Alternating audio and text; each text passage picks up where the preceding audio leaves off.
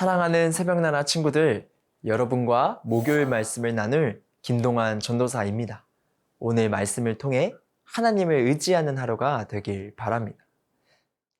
여러분, 노아의 방주 이야기를 알고 있나요?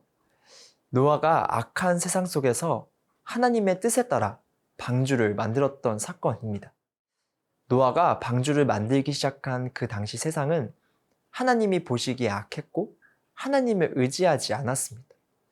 노아도 그러한 세상 속에서 분명히 수많은 우상들을 따라갈 수 있었죠. 하지만 노아는 따라가지 않았습니다. 방주를 만들어야 하는 하나님의 말씀에 따라 믿음을 가지고 순종하며 살아갔습니다. 언제 일어날지 모르는 일을 위해 방주를 만들면서 세상에서 편하게 살아가는 다른 사람들을 마주하다 보면 흔들릴 수 있었을 겁니다. 그럼에도 노아는 다른 것보다 하나님을 더 의지하는 마음이 있었기에 결국은 자신과 자신의 가족들이 홍수라는 심판에서 하나님께 구원받게 되었던 것입니다. 오늘 말씀은 노아의 모습처럼 나의 마음을 방해하는 것들과 우상들을 따라가지 않고 하나님을 의지해야 함을 이야기합니다. 오늘 말씀의 제목은 걸림돌 제거하기입니다. 오늘의 말씀은 에스겔 14장 1절에서 11절입니다. 이스라엘의 장로들 몇 사람이 내게 와서 내 앞에 앉았다. 그러자 여호와의 말씀이 내게 임해 말씀하셨다. 사람아, 이 사람들은 자신들의 마음에 우상을 세우고 자신들을 죄에 빠뜨리는 걸림돌을 앞에 두었다. 그런데 내가 그들의 질문에 응해야겠느냐? 그러므로 그들에게 선포하여 말하여라. 주 여호와가 이렇게 말한다. 자기 마음에 자기의 우상을 세우고 자신을 죄에 빠뜨리는 걸림돌을 자기 앞에 두고서 예언자에게 오는 사람은 이스라엘 족속 어느 누구에게라도 여호와가 그 많은 우상의 대가를 지불할 것이다. 우상으로 인해 그들이 내게서 떠나버렸으니 이제는 내가 모든 이스라엘 족속의 마음을 붙잡으려는 것이다. 그러므로 이스라엘 족속에게 말하여라. 주 여호와가 이렇게 말한다. 회개하라. 너희의 우상들에게서 돌아서고 모든 혐오스러운 일들로부터 돌아서라. 이스라엘 족속 어느 누구나 또 이스라엘에 거주하는 어느 이방 사람이라도 나를 떠나서 그의 마음에 우상을 세우고 자신을 죄에 빠뜨리는 걸림돌을 앞에 둔 채 내게 문의하려고 예언자에게 오는 사람은 나 여호와가 그에게 친히 응답할 것이다. 내가 그 사람을 대변하고 본보기로 내가 그를 속담거리로 만들 것이다. 내가 그를 내 백성들 가운데서 죽일 것이다. 그러면 내가 여호와임을 너희가 알게 될 것이다. 만약 예언자가 속아서 말을 하면 나 여호와가 그 예언자를 속도록 내버려 둘 것이다. 내가 손을 그에게 뻗어서 내 백성 이스라엘 가운데서 그를 멸망시킬 것이다. 그들이 자기 죄값을 치러야 할 것이다. 예언자의 죄나 그에게 문의하는 사람의 죄나 마찬가지일 것이다. 그러면 이스라엘 족속이 더 이상 내게서 떠나 방황하지 않을 것이고 더 이상 모든 죄악으로 인해 더럽혀지지 않을 것이다. 오직 그들은 내 백성이 되고 나는 그들의 하나님이 될 것이다. 주 여호와의 말이다. 오늘 본문에서는 에스겔에게 하나님의 뜻을 물어보기 위해 찾아온 장로들이 나옵니다. 장로들은 이스라엘 백성의 지도자였고 겉으로는 신실해 보였지만 하나님을 믿으면서 우상도 같이 섬기고 있었습니다. 하나님께서는 그들의 죄를 말씀하시며 심판이 있을 것이라고 에스겔을 통해 경고하십니다. 오늘 본문 4절의 말씀입니다. 그러므로 그들에게 선포하여 말하라. 주 여호와가 이렇게 말한다. 자기 마음에 자기의 우상을 세우고 자신을 죄에 빠뜨리는 걸림돌을 자기 앞에 두고서 예언자에게 오는 사람은 이스라엘 족속 어느 누구에게라도 여호와가 그 많은 우상의 대가를 지불할 것이다. 장로들은 하나님과 우상을 둘 다 섬기는 죄를 짓고 있었습니다. 하나님은 그들을 향해 우상을 섬기며 하나님을 떠난 사람은 그 대가를 지불해야 함을 경고하신 것입니다. 장로들이 우상과 하나님을 함께 섬겼다는 것은 그들이 자신의 죄를 인지하지 못한 채 살아갔다는 것을 보여줍니다. 하나님을 의지한다고 말하면서 마음 깊은 곳에는 하나님이 계시지 않았던 것이고, 그러한 모습을 하나님께서는 용납하지 않으신다는 것이죠.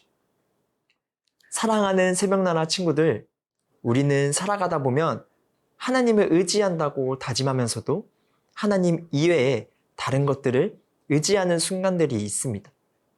하나님을 의지하지 않는 것은 아닌데 내 눈앞에 보이는 다른 것들이 좋아 보이고, 그렇게 우리의 두 발을 양쪽에 걸치고 있는 삶이 되는 것입니다. 여러분, 우리의 삶이 하나님과 우상 양쪽에 모두 걸쳐 있는 삶이 되면 안 됩니다. 우리는 두 주인을 섬기며 살 수 없습니다. 적당히 두 주인을 다 섬기며 살아가는 것이 아니라 온전히 하나님만을 의지하며 살아가야 합니다.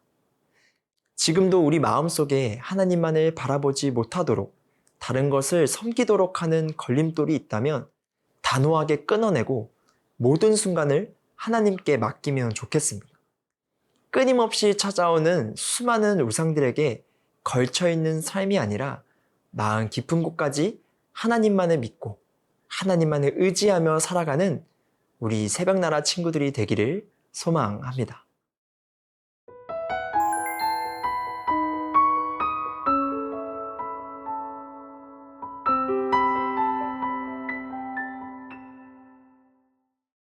하나님은 우상을 마음에 품은 채 나아왔던 장로들을 향해 회개하고 돌이키라 말씀하십니다. 우상들을 버리고 세상의 것들을 버리고 회개의 자리로 나아오라는 말씀인 것입니다. 그렇지 못할 때는 분명히 심판이 있을 것이고 하나님과의 관계가 끊어지게 되는 것이죠. 하나님께서는 이러한 경고를 하신 것에는 분명한 이유가 있었습니다. 오늘 본문 10절에서 11절의 말씀입니다. 그들이 자기 죗값을 치러야 할 것이다. 예언자의 죄나 그에게 문의하는 사람의 죄나 마찬가지일 것이다. 그러면 이스라엘 족속이 더 이상 내게서 떠나 방황하지 않을 것이고 더 이상 모든 죄악으로 인해 더럽혀지지 않을 것이다. 오직 그들은 내 백성이 되고 나는 그들의 하나님이 될 것이다. 주 여호와의 말이다. 하나님은 분명하게 경고하시면서도 죄를 회개하여 다시 돌이킬 기회를 주십니다. 그것을 놓치는 순간에 하나님의 심판이 있는 것입니다. 그리고 하나님께서 잘못을 행했던 모두를 심판하신 이유는 이스라엘 백성들이 거짓 선지자들과 우상의 유혹에 빠진 자들로 인해 하나님을 떠나지 않고 하나님만의 백성으로 남아있기를 바라셨기 때문입니다. 사랑하는 새벽나라 친구들, 우리는 세상에서 하나님이 아닌 다른 것들을 믿는 사람들을 많이 보게 됩니다. 그들의 말을 들어보면 그럴듯하고 그 말을 믿는 것이 잘못이 아닌 것처럼 느껴지기도 합니다. 하지만 그것이 거짓임을 우리가 깨닫고 깨어있는 삶을 살아야 합니다.